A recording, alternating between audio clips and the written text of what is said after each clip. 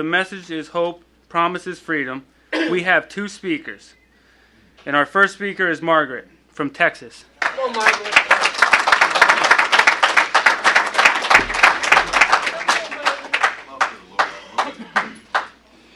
Hey, everybody. I'm an addict. My name is Margaret. And if y'all don't mind, first I'd like to take a moment of silence for the still suffering addict and to ask our gods in here. So.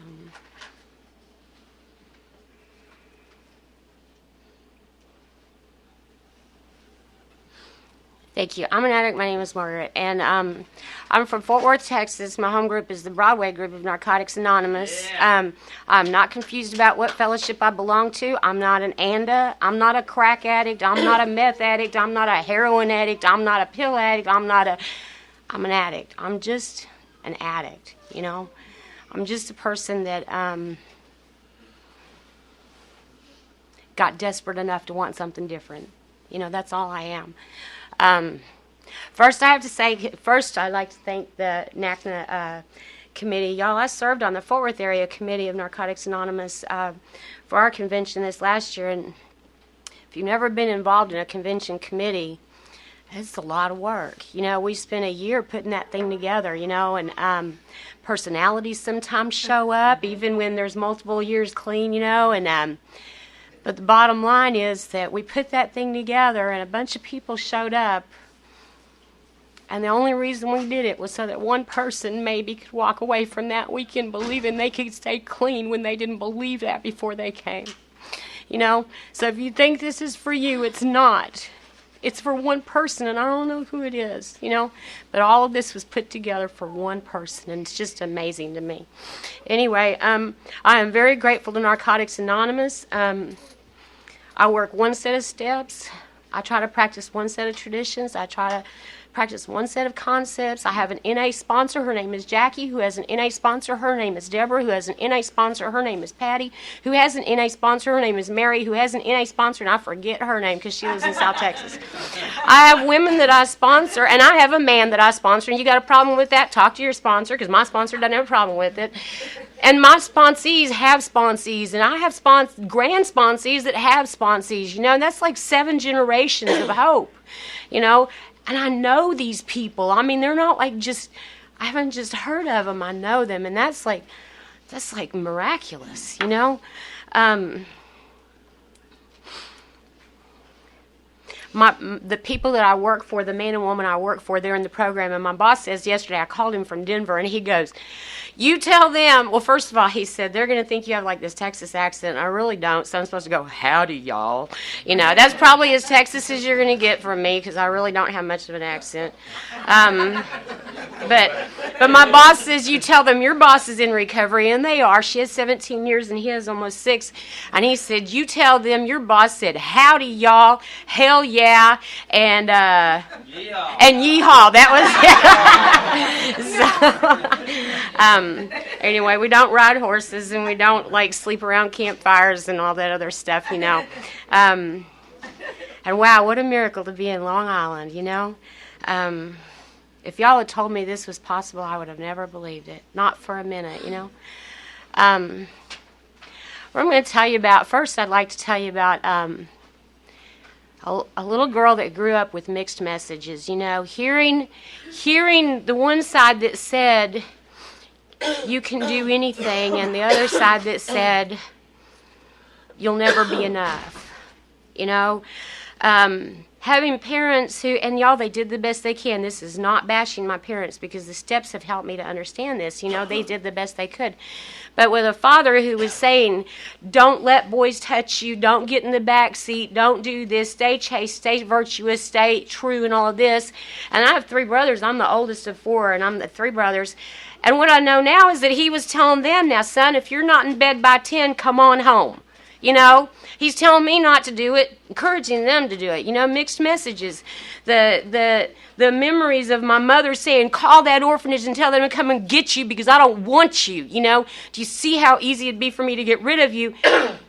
and then the next thing saying I love you, you know, and not hearing I love you from my dad, but feeling love from my dad. Hearing I love you from my mom, never feeling loved. Not hearing it from my dad, always feeling it, you know. What I grew up with was a lot of mixed messages. Well, it's no fucking wonder I'm confused, you know. You know, but y'all, they did the best they can. Our literature says we are all doing the best we can with our own humanness. And we don't have a monopoly on that as recovering addicts. You know, that's just the nature of human beings. We're all doing the best we can, you know. I was 12 years old the first time I remember getting into the alcohol cabinet and drinking quite a bit. My parents were out of the country and, you know, did what we do, you know. And then by the time I was 14, due to some health problems, I was having night terrors, so they put me on Valium. And y'all, I remember my mom and dad giving me that bottle and them saying, you know, now take this every night before you go to bed. And I took it the first night, and I liked that, you know, at 14, and I liked that. So I didn't take it at night, and I'd save them up, and I'd take a whole bunch in one day at school, you know. I know, is that crazy or what, you know? Like, how do we put that together when we don't have somebody showing us how to do it? But I did, you know. By the time I was 16, you know, I was doing all that other stuff we do as teenagers, you know, wanting to fit in, to run with the tough crowd and be cool and be accepted, and not knowing that I'll never get acceptance from others, that I have to get acceptance from myself, you know. Not always looking outside, never looking inside, you know, because the inside was empty, you know. And bottom line, I did just what my dad said to the best of my ability. I tried to stay chaste and virtuous and all this other stuff, and I didn't let boys do this, that, and the other. And at 16, I was raped, and that's how I lost my virginity. Ended up pregnant, gave the child up for adoption, and you know, because of some religious values that I've been raised with, I believed with everything in me that I used to say I felt like damaged goods, you know, because I believed that no good man would ever want to be involved with a girl that had been through that or whatever, you know. What I know today through the program of Narcotics Anonymous is that I feel damaged, I felt tainted, you know, like that shit that they throw out because it can't even be sold at a liquidator store or at the dollar store or whatever, you know. I didn't feel like a dented can. I felt like a can that had botulism, you know. And I'm a crier, and if y'all got a problem with it, sorry, it's just the way it is. You know, there's this guy back on June 25th, and I remember the exact day because it was the day that the boy that I gave up for adoption turned 29, and I was in a meeting, and I was sharing about how it was just a weird day for me. It's a very feeling day. It's not a bad day today. It's just a feeling day. And there's this guy at our home group, and he's got like 20 plus years, and he's like making fun of me for crying. And I'm a crier. Everybody knows Margaret's a crier. Hell, my 4-year-old granddaughter goes, "Oh, my grandma does that every time she talks," you know. So, you know, she's already on to me, you know. Anyway, and so that was really weird. It was like a week later, I'm sharing at another of our groups, and my son was introducing me, and you know, and this is weird too. Like, I left that meeting, and I called my sponsor, and I was hurt, you know, because I'd been made fun of, and I didn't know how to react to it. And she was like, she wanted to hurt him. That's my sponsor, because she loves me, right? She's like, "Oh, no, he didn't," you know. And I'm like, it's okay, because you know what? I don't know what his home life's like. You know, I don't know what his path has been that has led him to be the person that he is. I don't know what kind of pain he might be in today. And Jackie, my job is to pray for him, you know, because to me that was a symptom of some real hurt insides, you know. So anyway, my son's introducing me like a week later, and he's like, "And my mom's a crier, and if you got a problem with that, fuck you," you know. And we talk like that in Fort Worth. We don't say. But he followed it with something that I'd never put together. See, I was 42 before I ever heard of Narcotics Anonymous, right? So all of his growing up life, he knew me as a using addict. Even if he didn't know I was using, he only knew that person that had not found this program. And he said, because you know what? He said, "The eyes that raised me never cried. They were always dry. No matter what was going on in our life, they were always dry." And she always said, "It's going to be okay." and y'all have given me the ability. There's this saying that says tears cleanse the soul and reunite the heart with humanity. And y'all, I'm becoming human today. That's what it is. My spirit is becoming human. Anyway, after that child was born, about a year later, they told me I would never be able to have any more kids. And I desperately wanted kids. I wanted to be a mom, and all that. And my disease really took off. And, I did things. There's probably somebody in here that lived by non-existent virtues when they were using, I'm guessing. My mind told me that if I didn't say I'll fuck you for a bump, then I wasn't a drug hoe. Wasn't a dope hoe.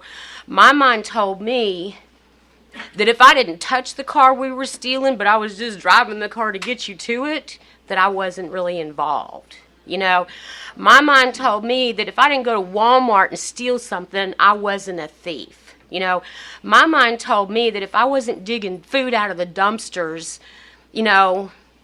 but that I was going to Church's Fried Chicken at 10 when they closed and saying, hey, if y'all have any food you're going to throw away, I'll take it, that I wasn't quite that bad. That's what my disease told me.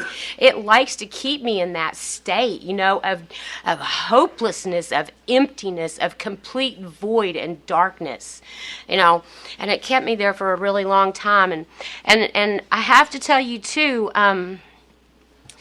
in the beginning of our basic text, it says, the full fruit of a labor of love lives in the harvest. And that always comes in its right season, And when I first showed up, I thought, why is it that I was 42 before I ever heard of Narcotics Anonymous? There's people recovering in Fort Worth that are my age. They had 25 years by the time I got there. And I'm like, this shit was here in my backyard, and I never fucking heard of it. How does that happen, Because it wasn't my time.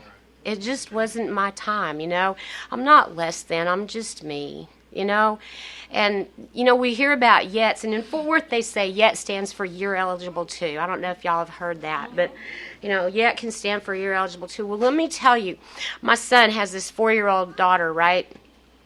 And, long story short, we were told that we would never see her, that we would never be involved in her life, that we couldn't know the right judge, we couldn't hire the right attorney, we couldn't have enough money, on and on and on. And fast forward through a court case and all of this, he's getting visitation, right? This is a couple of years ago. And I remember him giving her socks and shoes and saying, here, honey, put these on. And she's sitting there with the socks, and she's got the tongue out, and she's going, I can't, Daddy, I can't.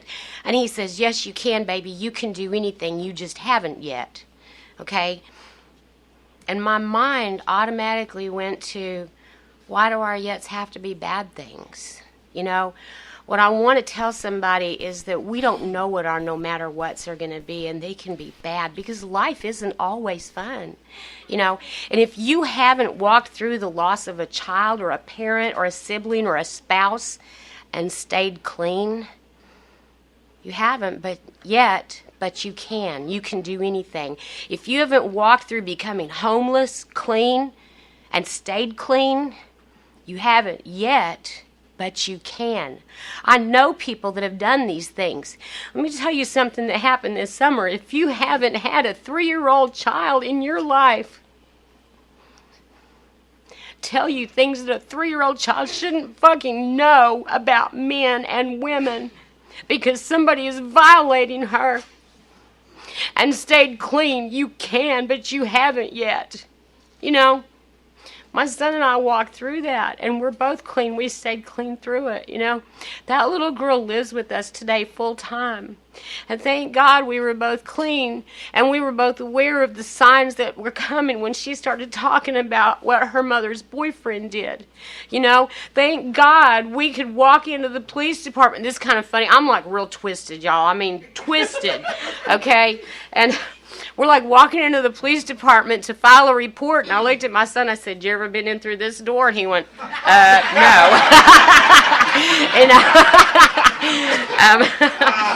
And that's true.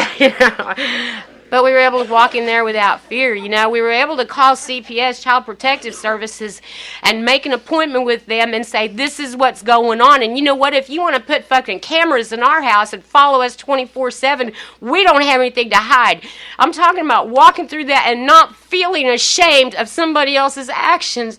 If y'all ever felt ashamed of somebody else's actions, like you bore some responsibility.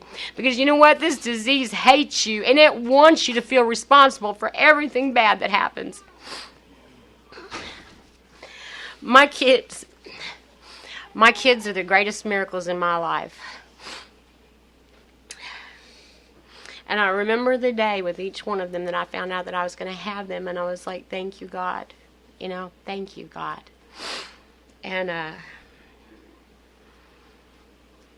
you know, by the time I found Narcotics Anonymous, I was getting high with that first miracle, my oldest son.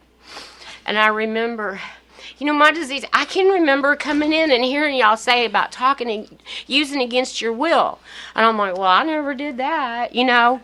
But then it's like some clarity came, and I remembered him going, Mom, you can't have any more, you're dope fucked. And I'm like, you're fucking jealous, because I pay the bills, you know.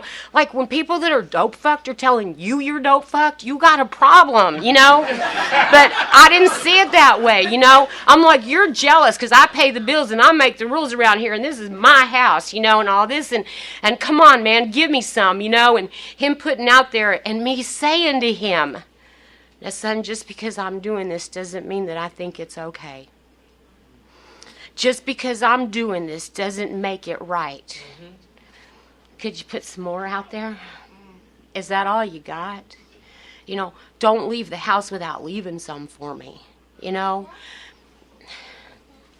If that's not using against your will, what is it? You know?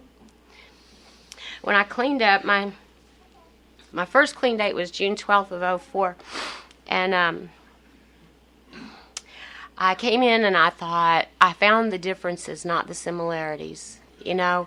I either didn't use like you did, I didn't use what you did, I didn't use where you did, I didn't use with who you did. You know, I was living in my fucking car, right? But I wasn't homeless. I was just like having a temporary run of bad luck, you know. And I'm like, I cleaned up at the 24-hour group in Fort Worth, right? And like there were people there that were having to leave the group and sleep in doorways, and I'm like, now they're homeless, you know. I can drive to a decent neighborhood and be safe. I'm not homeless, you know. I cleaned up thinking that I had never dug food out of that dumpster that I was telling you about. But what is the difference? I just intercepted it before it got to the dumpster, you know. I cleaned up thinking, thank God I was never a hoe, you know. And then I'm like in Mesquite in East Dallas, right? And I'm at the speaker jam, and this lady, her name is Tony, and she says, she's talking about her pimp kicking her out and telling her go earn some money, and she's like, my coochie hurt, and he's like, bitch, make me some money. I'm like, well, fuck, I never had no pimp, you know. Thank God I was never a hoe. And she says this, she says, let me tell you, she said, I don't care if you sold your pussy for money, if you gave it away because he was going to pay the bills and that allowed you to do what you wanted to do, you know. If you's a hoe, you's a hoe. And I went, oh, fuck, I was a hoe. You know, God, you know. Because, see, I worked for an escort service, you know, so I didn't have a pimp. You know, they got their fee, and I got to set the terms of my own deals, right? And I didn't give any of that money away. And I thought, you know, I'm better than those women that walked Rosedale, you know, and got $10 for a blowjob because mine was like $100. That makes me better. You know what? When you're selling your soul and you're selling everything you have, you're selling it, you know? You're giving it away. What price does your soul have? You know? Everything to me was a commodity when I was using, you know? And I had these virtues of I didn't go to Walmart and steal a TV, but you know what? I avoided those miracles so I could get high and they didn't see their mom high. I left them at my parents' and I wouldn't go there for days and weeks on end because I didn't want them to see me like that, and I couldn't not do it, you know? I wish I had stolen TVs from Walmart, you know? Because, like, when I did my 9-step, I could have gone in and written them a check. I could have given them money and just paid for it and made it right, you know? How do you look at kids that are 6, 9, and 15 and know that you left their father, who was a good man, for the dope cook? You know, how do you make that right? You know, how do you give those kids back that time that you took from them? How do you repay your parents for the sleep that they lost? You know, what I can tell you is that because I have a sponsor who loves me and I have a God today who loves me, is you do that one day at a time by staying clean. You know, you do the right thing for the right reason. And you know what? When you want to go to the Puddle of Mud concert on Halloween, and God knows I wanted to go, but your daughter wants you at the football game while she's playing in the band, you go to the football game. That's how you do it. You know, I was writing that check when I went and did what was going to matter to her instead of what I wanted to do.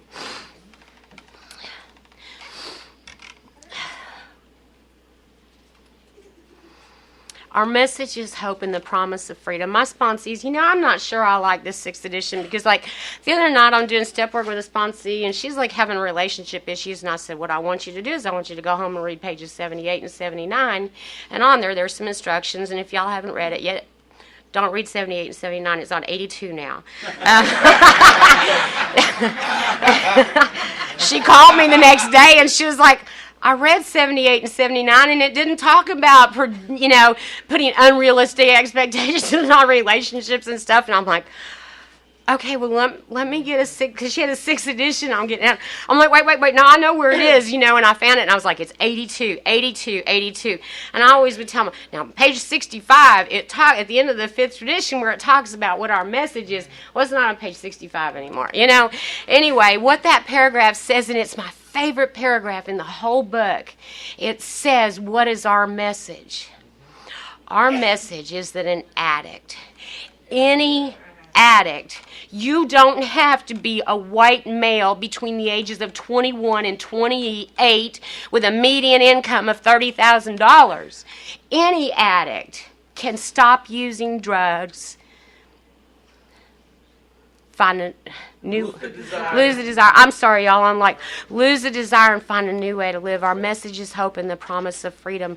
And you know what I love is that for me, you know, I've never been in jail. I've never been arrested. You know, I used to think that was because I was pretty slick. I did. I thought, because I've done a lot of things that I should have been arrested for, you know, but I think I'm probably not as tough as I thought I was, and I think my God knew that that wouldn't be a good place for me, you know.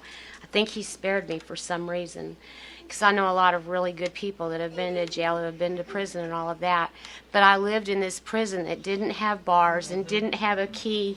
You know, there wasn't any visitation from anybody, you know, because I was alone inside. I couldn't look forward to every other weekend, you know. There just wasn't a key, you know. There wasn't any way to be let out of that prison, that self-imposed prison, you know. But what I found, thank God, God kept me alive long enough. You know, I've heard people talk about that 3-word prayer, God help me, you know. And I was really, really suicidal in my using days. I don't remember ever saying, God help me. What I do remember saying was, God, why do I have to do this again? Every time a new day would come, I'd say, please just take me. Why do I have to do this again, you know? And you know what's really crazy? It's like in recovery today, I say, God help me. God, please help me. God, please help me. Help me to build and not destroy.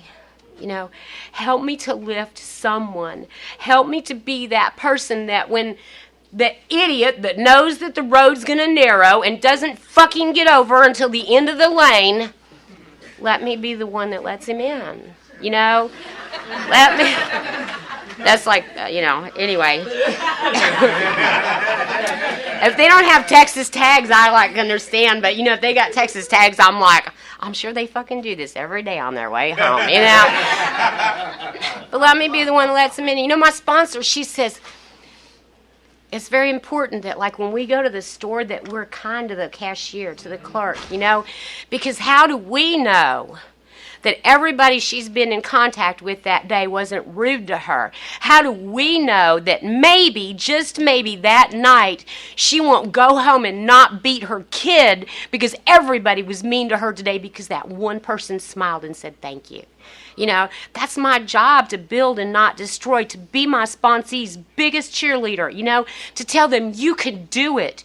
You can do anything. And I can't give you a pill that says, that makes you feel like you can do it, Sometimes for me, I have a sponsor, and then I have this spiritual advisor that's also in the program. And sometimes when I don't feel God's presence, and sometimes I don't, It's like they're my connection to God, that connection that I can put my hands on. That connection that when they look at me, I know they love me no matter what I've done. I know they love me and accept me no matter what I've thought. I know that no matter what I tell them, I'm not going to get mixed messages. Have y'all ever told somebody something and they said, it's okay, I understand, I forgive you. But every time they looked at you after that, their eyes said they didn't understand and they didn't forgive you? I have those two people in my life. I have more than that, but I really have those two people in my life that I know that no matter what, their eyes will never say anything different than what their words say and their actions, I have to tell you really quick that this disease can and will manifest itself in areas of your life that have nothing to do with drugs. That my drug of choice can become food or men or shopping or gambling and it's like cunning and baffling, it sneaks up on you. How many times when y'all were using did you say, how did I get here? It was like, I'm like, oh my God. I remember one time the lab blew up and I'm like, how did I fucking get here? I was plucked up out of Pleasantville and dropped in the middle of that that isn't how I got there. I signed up for it, How many times would be like guns would come out and shit, and I'm like, how did I get here? I wasn't raised like this. How did I get here? My thought is, how did I get here? And y'all, I can remember, wanting to lose weight, and yet standing in my kitchen at 11 o'clock at night eating toast with butter, not hungry, but feeling empty, and putting that food in my mouth and thinking, how did I get here? I can tell you about driving to have sex with someone that I don't like, that I don't want him to touch me clean. And in the middle of it going, how did I get here? That's the disease of addiction. What I know about my disease today is that,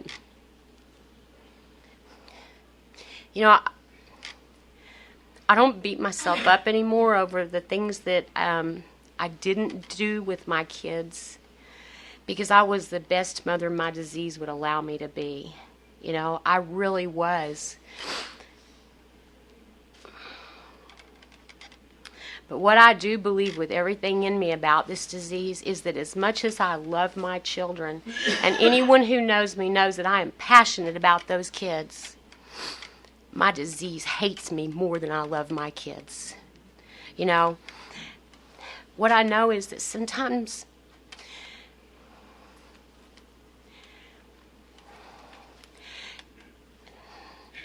sometimes my brain will say, like, you can't and you never will be. You'll never be that. You can never do that. My disease will tell me God doesn't make mistakes, but I think he made one when he made me. Liar. And, it's like my spiritual advisor, he talks about, he's like, and the bad thing is this disease talks in my voice. You know, last night I'm listening to Ron, and he's talking about the 75% good and the 25% bad. Fuck, I don't know. It doesn't have a different voice. Sometimes when the bad's screaming at me, I don't know that it's the bad. But what I do know is that because I have stayed clean a few days, and believe me, it's just a few days.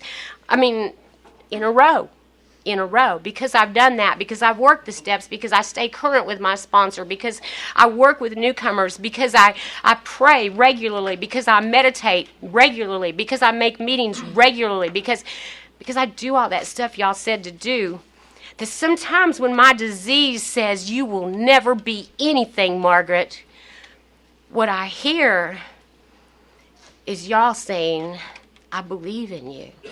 I hear my sponsor's voice sometimes saying, you can do it, Margaret, you can do anything. And sometimes when I'm in a really, really bad place and I've done this and I've thought to myself, I don't feel connected to God, and so am I a fraud? Because I like to review my program, right? And I think to myself, am I setting the stage for my own exit? Because I don't want to do that, Am I really who I believe I am? Because, I don't want to walk the walk but not talk, or talk the talk but not walk the walk. I don't want people to go, well, she sounds good, but you ought to go to her house. I want people to know that if they come to my home, if they followed me all day long, I don't have anything to hide. And I've been in that place where I felt empty, and I'm doing all the stuff, and I'm wanting to have that connection with God, but I'm feeling so much pain when that 3-year-old is being harmed, and I'm not feeling connected to God. I remember being, and I've read this so many times, I remember being in a candlelight meeting, and I'm just listening, and I hear somebody talk about page 33 of How and Why, where it says, no amount of spiritual what does it say, Brandon? Spiritual awareness, that's it. No amount of spiritual awareness will eliminate the pain. And it has some other stuff, and then it says, and I didn't bring my How and Why, I'm sorry, but then it says, but we find that we can walk through it clean with that spiritual awareness, And that was like a hope shot for me, because I'm like, you know what? I've been through some shit this year. I haven't wanted to get clean. I wanted to put a hit on that guy, but I didn't want to use, and I didn't do that either, because, I didn't want to go to prison and leave my granddaughter. But it's amazing that voice that lies to me, that hates me, isn't the loudest thing I hear anymore. It's little gems that y'all give me. It's little things that I hear in meetings. It's, my spiritual advisor recently was talking to somebody else, and I happened to be in his truck with him, and he says to this guy, he says, there's one spiritual principle we can never get wrong. And the guy says, well, which one is that? And he says, love. No matter how we practice love, we can never practice it wrong. I don't know, this is an amazing way of life. It really is. If you had told me 4 years ago that I would be in Long Island, New York,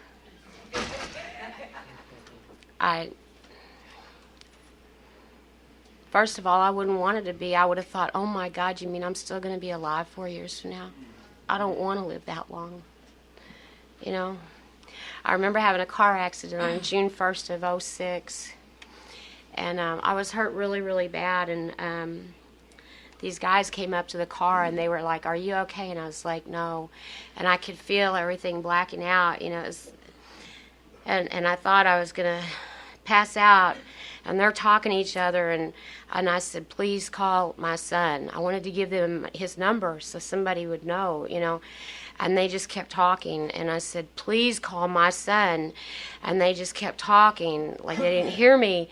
And I went, please call my son. And it's like they didn't even look. And I thought, oh my God, I'm dead.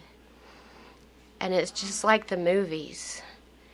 I think I'm talking and they can't hear me, And I thought one more time I was going to scream, please call my son, and I did. And they were like, what's his number?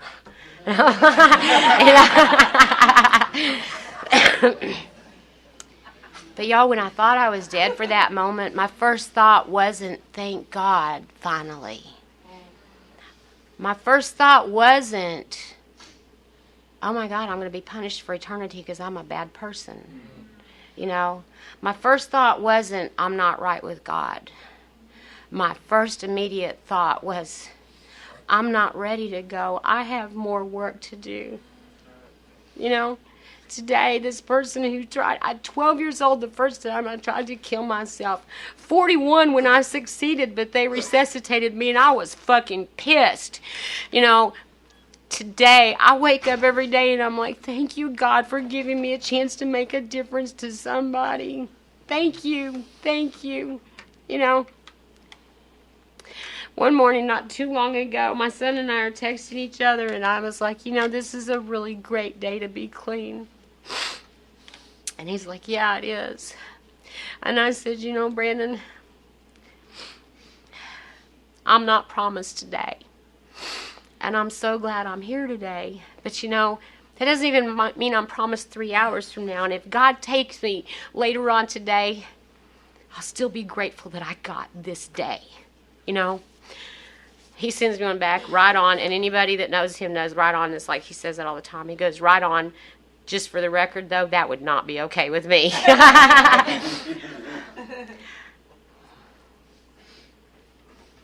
I love Narcotics Anonymous. My great-grand sponsor says, if you love Narcotics Anonymous, you don't have to say you love Narcotics Anonymous because it will show. And it does. But, you know, I love my kids and I tell them I love them. You know, I'm grateful for this way of life. I don't take this thing for granted.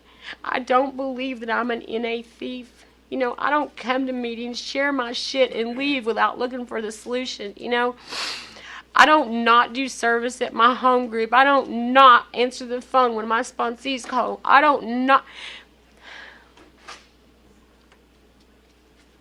Miracles happen when addicts stay clean. Miracles happen. There's a guy, I'm going to tell you this really quick. There's a guy, and I did not have the pleasure of knowing him, that was in the Fort Worth area. When he cleaned up, he couldn't read. He had like a 4th grade education or something, was basically illiterate. And he wanted to work the steps, so he learned to read well enough to read the basic text and do the steps, right? And after he learned to read that, he got pretty good at reading, so he decided that he was going to get his GED. That was where he set his goal. And he got his GED, right? And then a little bit later, he decided, well, maybe I'll go to junior college and get some kind of little something, you know, a little associate's degree or something. So he did that. And then he went on to UTA, and he got a bachelor's degree, right? And then he decided he was going to hang around, and he got a master's degree, okay? And then he decided he was going to hang around, and he got a PhD, and he wrote books that were published about this disease, right? His name was Troy York, and I wish I had known him because, you know what? When he died, like 3 months maybe before I cleaned up, they were able to put an eternity medallion in his casket. You know, that man came in with like a 4th grade education.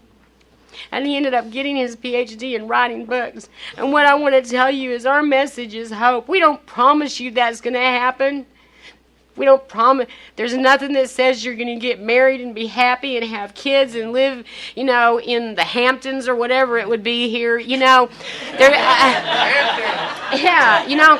That's not our promise. It might happen to you, but we don't promise you that, you know. What we do promise you is that if you don't use drugs one day at a time, and if you follow some very simple suggestions, if you get a sponsor, if you work the steps to the best of your ability, you know, if you keep making meetings, you can be free from that bondage of yourself. What a wonderful thing. Anyway, I love y'all and thank you very much for loving me.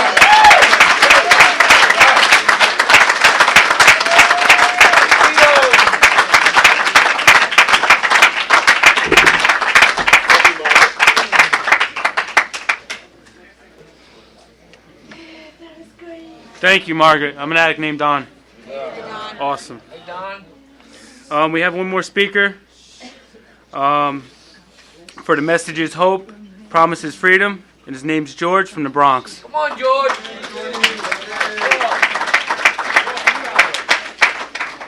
Thank you. Hi, I'm George. I'm an addict. Hey, George. I'd like to thank our first speaker. Very powerful. Great message, great message. I hope I don't cry as much as she does. Because sometimes I get very emotional, you know. The message is hope, and the promise is freedom. That's the topic. Wonderful, wonderful, wonderful thing. And I was listening to the first speaker, and I'm saying how much we are all the same. We all come here for the same reason, to stop using drugs, to change our way of life. And the message of any addict can stop using drugs, lose the desire to use drugs, and find a new way of life is unbelievable. So far-fetched, so unbelievable. You know, my whole life I used drugs. My entire life. When I was a teenager, until the time I came into Narcotics Anonymous, I used every day. All day, all night. The only time I didn't use was when I was in a detox or I was locked up. I tried to stop. You know, I did stop. Go to detox and hide at home for a week or two. But our literature says we couldn't live with drugs and we couldn't live without drugs. I didn't know how to stay clean. I didn't want to do anything about it. You know, when I grew up in the South Bronx in New York. And, yeah, I was born on Brown Place. Maybe not too many people in this particular meeting would know where that is. Everybody looks wonderful here. Well-dressed, shiny, clean. My first meeting, everybody in the meeting looked like they needed to be chained to a radiator in a police station. Even the women looked tough. I'm going to tell you a little bit more about how I got here. I have to qualify, you know, because people don't believe where I came from. The life that I live today is so different, so much different than where I was before. Grew up in the South Bronx and started using drugs as a teenager, used all drugs, and finally got to heroin. That was my love. I became a junkie. And I still did all these things. I saw a movie. It's called American Gangster. And in this movie, when he put his product out, they put a stamp on this bag, and the name of the bag was Blue Magic. And I lit up. I have 20 years clean.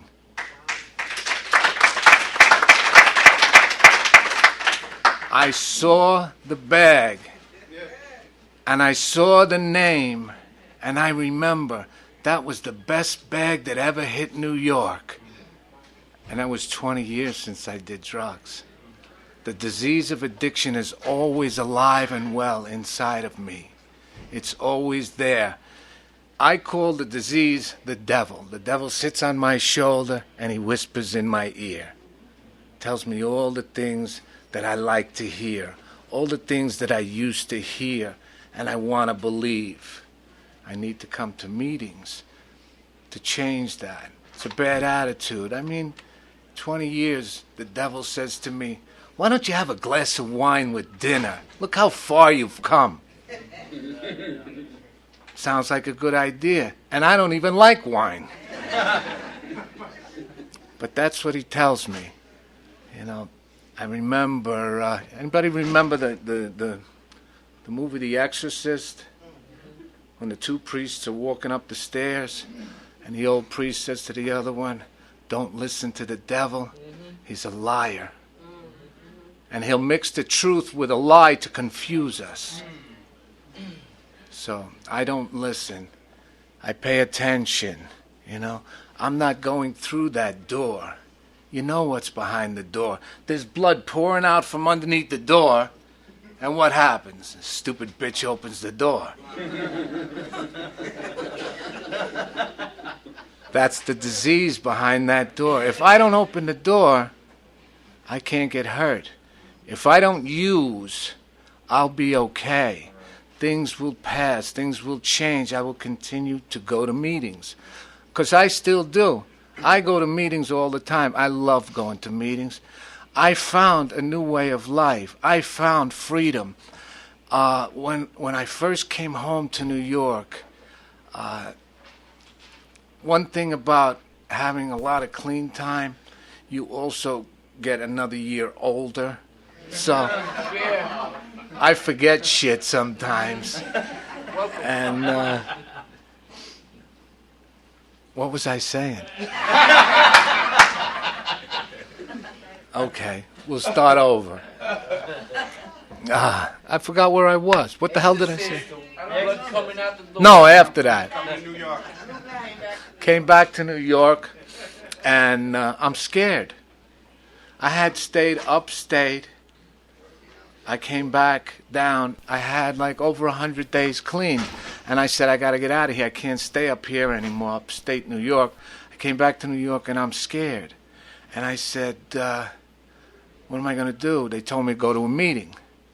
So I went to a meeting. I went to a Narcotics Anonymous meeting, Back to Life, 800 Morris Park.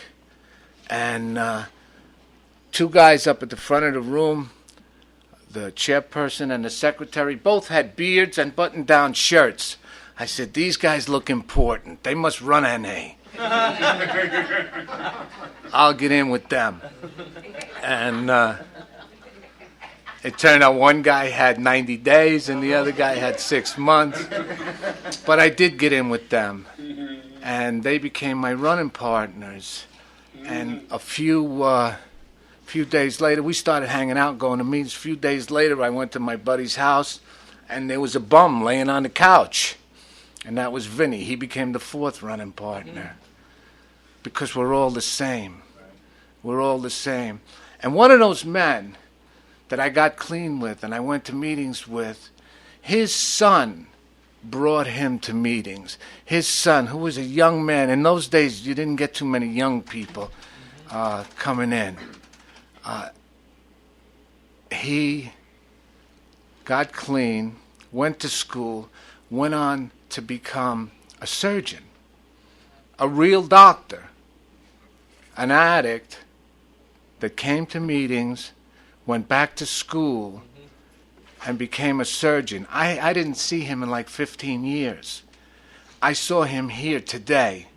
He was here with his son.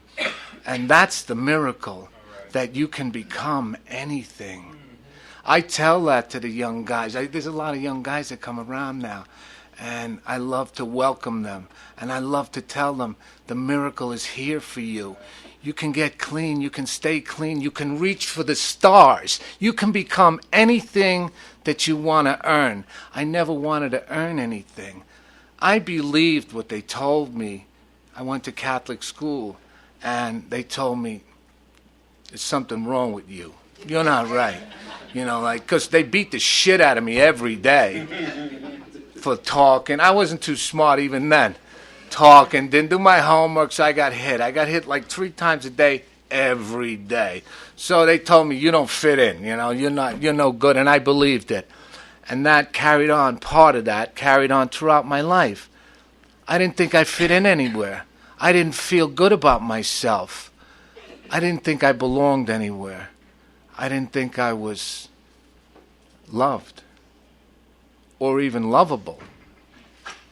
I thought I was garbage, and I acted that way.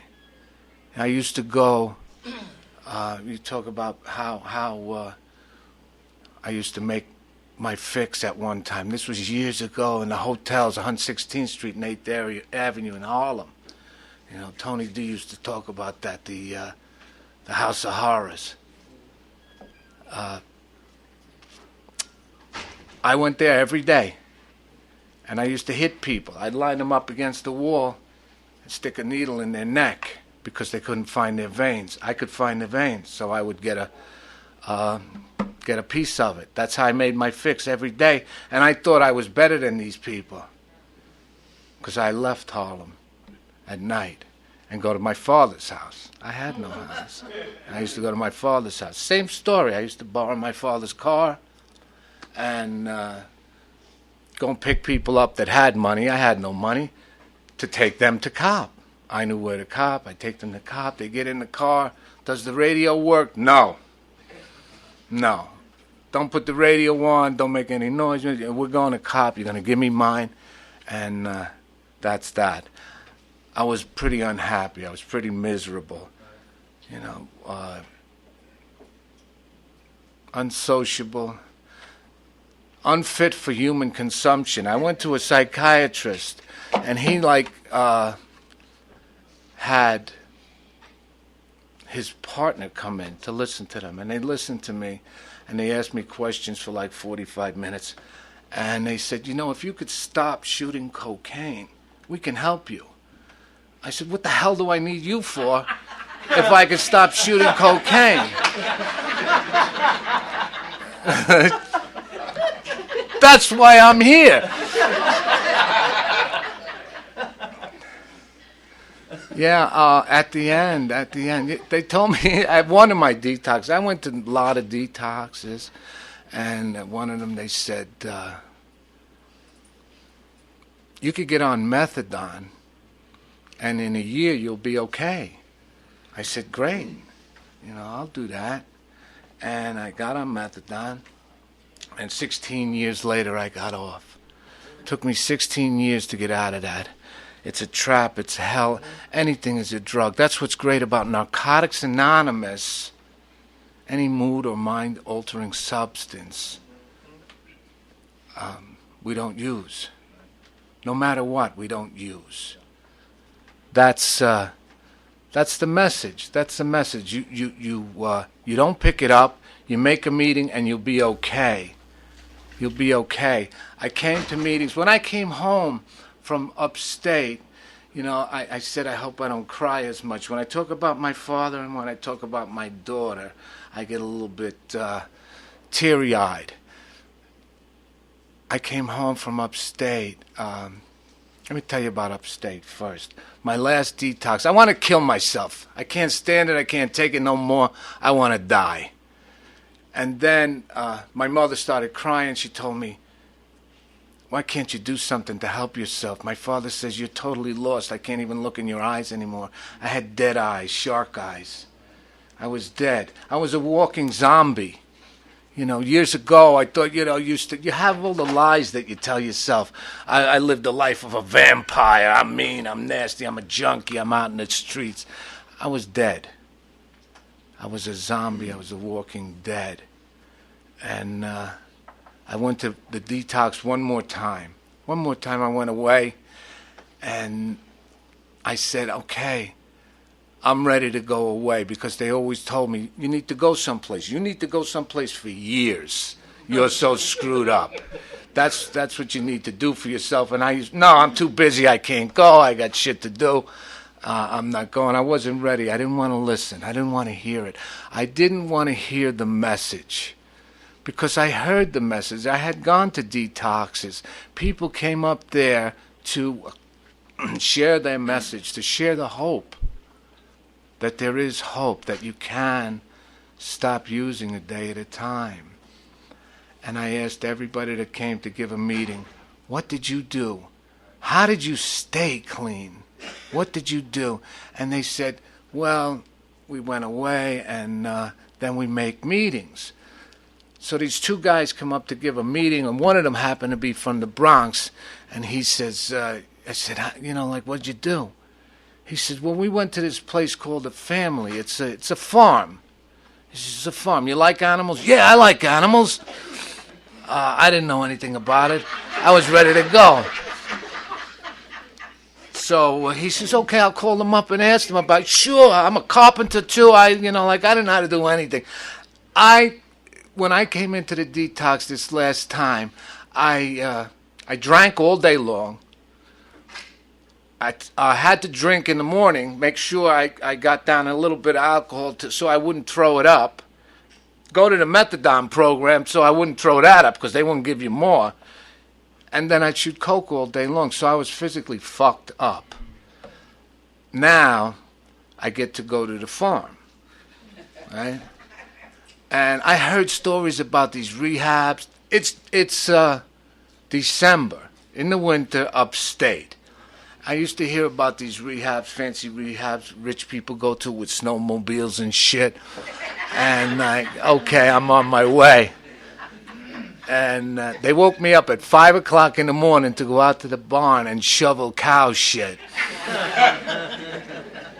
Now, this is my experience with a farm. I'm a Bronx boy. I don't know nothing about farms. But I did. I learned. And it was cold, and it was not easy. It was not easy, but I couldn't stand the thought about going back to where I was before. You know, I couldn't stand it. I had borrowed clothes on. Everything was falling off me. It was freezing cold. It snowed every day. But I stayed clean. I stayed clean, and I said, these people, they don't really know who they're letting into their house. It was a small community with children, and they had a construction crew. Like the farm was a teaching aid to help these young kids that were troubled to change their lives, to get out of their lives. And they had older guys, early 20s, and then there was me. I was 39. He called me an old man. And he said, why do you think I got you here? He said, I got you here to show them what will happen to them if they keep doing what they're doing. And I said, oh, shit. Because I still hadn't, I didn't wake up yet. I didn't, it took me some time. Our topic is freedom. It took me years to truly understand what freedom was about, because I was a prisoner my whole life of addiction, active addiction. I had to use, I had to do these things. It was a taskmaster that drove me with a whip. I had to use, I had to do these things, I had to get this money. Sometimes I hear people complaining at meetings and they say, like life sucks.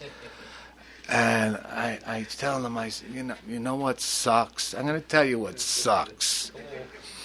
When it's Sunday night, it's freezing cold, it's 1 o'clock in the morning, you're standing in a doorway with snot running out of your nose because you're so sick. You give somebody your money and you got beat.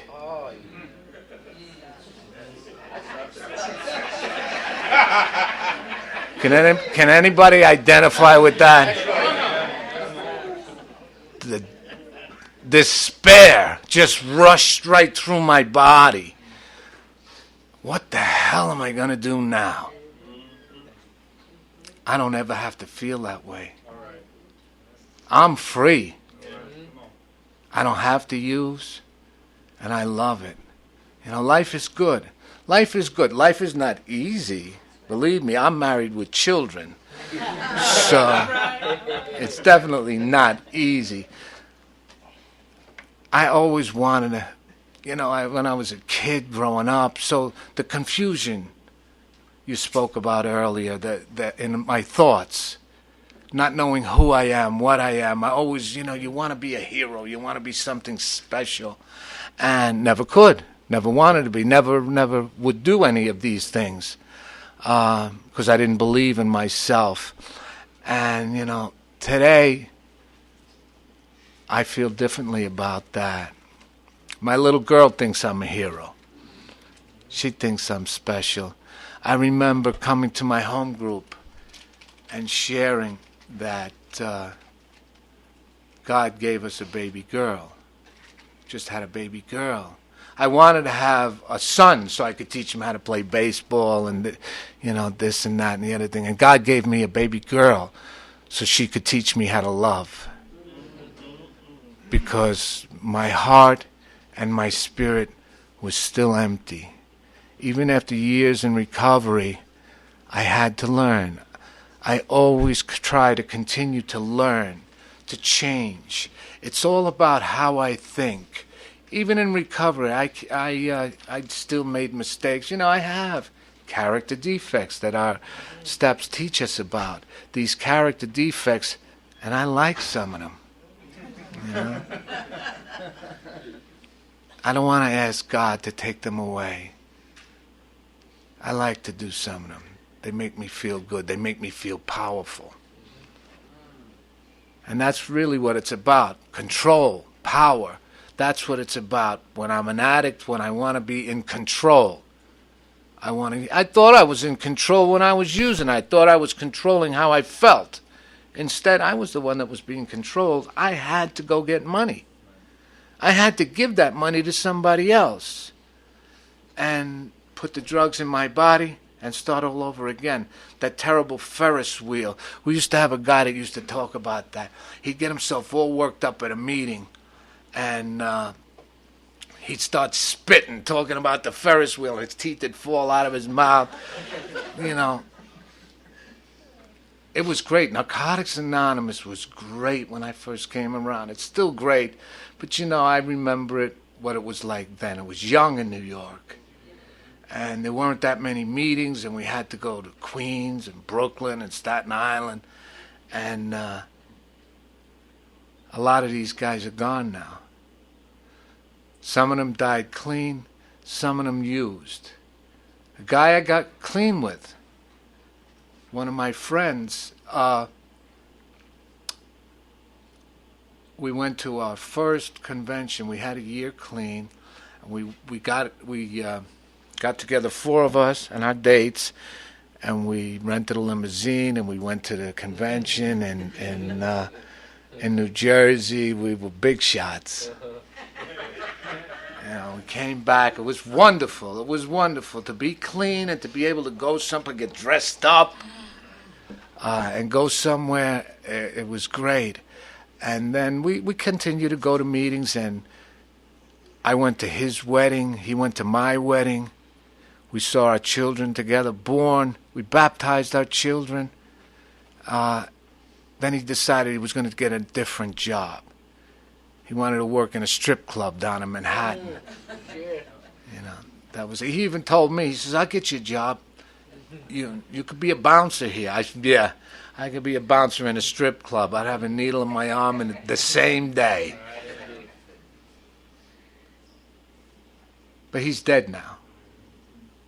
He's gone. Had a wonderful life, years in recovery, but he went around people, places, and things. He wanted to do what he always did. That's the devil. He's sitting on my shoulder because it sounded great. Get me a job in a strip club, naked women, my favorite thing. Right. You know. That's a good idea. I like to do that, you know. My wife didn't agree with me, though. She said that's not a good idea. But now he's gone because he used. He forgot who and what he was. He forgot where he came from. He forgot. That's why I don't ever want to forget. I remember the pain and the misery of a lifetime of using. I remember hating myself. You know, I like the way I live today. I like who I am. I like who I'm becoming. My sponsor told me in the very beginning, he said, get a picture in your mind of the person that you want to be and act that way every day until you become that person.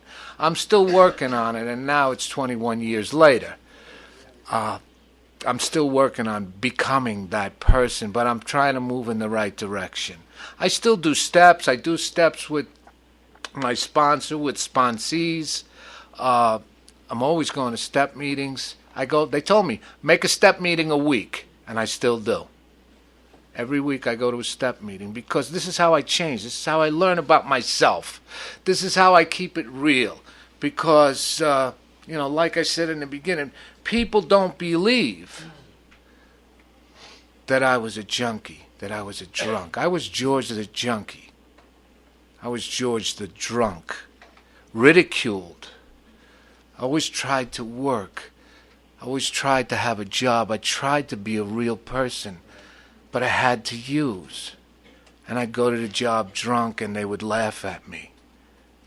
But I needed that money so I could buy my drugs, so that I could buy the alcohol that I drank 24 hours a day.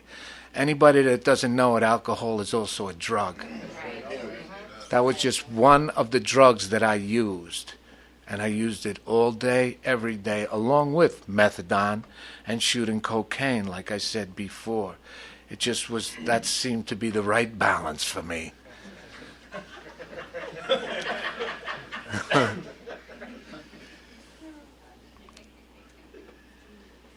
So I got out of that. I had to change all of that. And Narcotics Anonymous helped me to do that. Well, I'll talk about my first sponsor, because I had a sponsor in the beginning that I told nothing to. I came from the streets. I hated myself. I didn't want to know anybody. I didn't want to know anything because I was afraid. I learned that I was afraid. Afraid of life. That's why I used. And my sponsor told me, just come along with us. Do what we do if you want what we have. This is how I was able to continue. This was how I was able to do it, because I didn't want to go back to where I was. So I followed along and I did what they did. And I continue to do that today. I do that. My home group is still a beginner's meeting. And I still say to people, if you want what we have, you need to do what we do. You need to come to meetings. We're all in the same boat here. All of us use drugs. All of us wanted to stop. All of us hit a bottom. And you come to meetings. I see some people come to meetings like they're going to a movie. They want to come in, sit down, enjoy the show, get up and leave. No. You got to do service. You have to help out. We're all in the same boat, but you have to row. You got to row. Otherwise, you're not recovering. You're just loitering, as they say. This is what my sponsor told me. He says, I'm going to teach you how to be a chairperson. I said, okay. He says, come to the meeting 45 minutes early. And I went to the meeting. He said, set up the chairs. That's how that's how the chairperson, you know. Now, meetings are different now. You know, we used to scream and yell, keep coming back, keep coming back. And there was an electricity in the room. It was exciting. Now, all of a sudden, we're very dignified. We sit there and just lightly clap. I don't do that at my meeting. I still yell, keep coming back at my home group. It's not my meeting, but it's a Narcotics Anonymous meeting that's been my home group all these years. And I vote to keep it the way it's always been. I don't see any problem with that. I don't see any need to change it. You know, they told me if it ain't broke, don't fix it. Leave it alone. If you're not sure, don't do anything. And I like it like that. I love the meeting like that because newcomers feel that electricity. They feel welcome.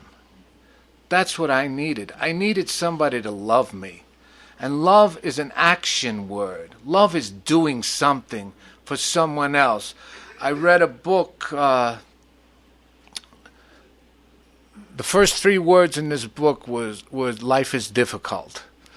That's how it started out. And it spoke about love in the middle of the book. And it told a lot of things. But it said his definition of love was doing something for someone else to enrich them spiritually.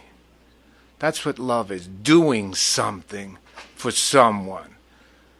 Not saying I love you, because those are just words. Actually doing something to give somebody a hug, welcome a newcomer, someone that's standing up, give them your chair. You spoke about, I let people go. Even in the South Bronx, if somebody wants to cross the street, I'll stop the car. You know, this is a gift that's been given to me being in recovery. I can slow down now. Where the hell am I going? That I can't allow someone to cross the street and not put them in danger. That's okay. I mean, my first year in recovery, I was insane. I was driving a truck, and this guy cut me off, and the pipes on the back of his truck hit my mirror, and I came barreling after him, turned my truck sideways on the street, and I looked in the mirror, and I saw his van was underneath my truck. So I get out of the truck, and there's 6 guys in the van. I said, oh, shit. I got back in the truck. Yeah, I got back in the truck. I said, let's see what happens now. And I said, if they get out, I'll have to rip up that van, leaving. But these are the insane things that I don't do anymore. I don't do these things anymore. I've learned to slow down. I've learned to think before I act. You know, some idea comes to me. Somebody says something to me. Usually I don't, like people that gossip. I mention that very often. Gossip kills people. I know this. Gossip kills. We have to be careful what we say to each other. Stories we carry. Stories we make up. People make shit up just to make themselves feel important. And then somebody else believes it. And that hurts. People don't come back to meetings because of that. People go back to using because they stop going to meetings because of that. People die because they started using because they stopped going to meetings. Anybody that's lucky enough to come back to Narcotics Anonymous after being out there again, what happened? I stopped making meetings. Always. It's always that way. You get somebody who'll say, oh, I don't know what happened. I just started using again. Bullshit. You know what happened. You stopped making meetings. You stopped talking to people. You stopped working the program. My sponsor told me, he says, a smart man learns from his mistakes. A brilliant man learns from other people's mistakes. All the people that go back out and are lucky enough to come back, they did that for me. I don't have to do it because I believe them. I know. I work in Hunts Point. Anybody that doesn't know where that is, a place in New York called the Fort Apache. And everything is there. Everything. And I see people from meetings that used, and they're down there copping. And I see the desperation in their faces.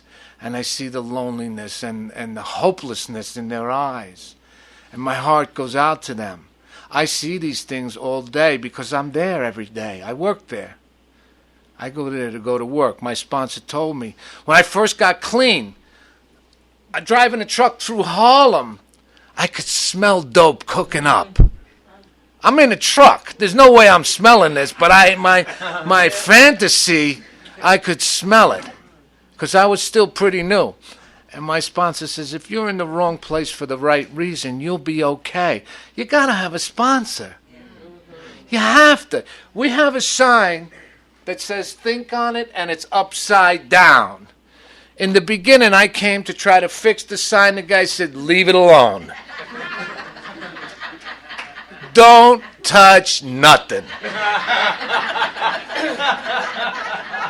Sit down, shut up, because you don't know anything about anything. We were not as polite as we are now. We were not as politically correct as we are now. We say keep it simple. It used to be keep it simple, stupid. And I was offended by that until I had a few years and realized, geez, I was pretty stupid. And I didn't start to learn until I accepted that. I don't know everything.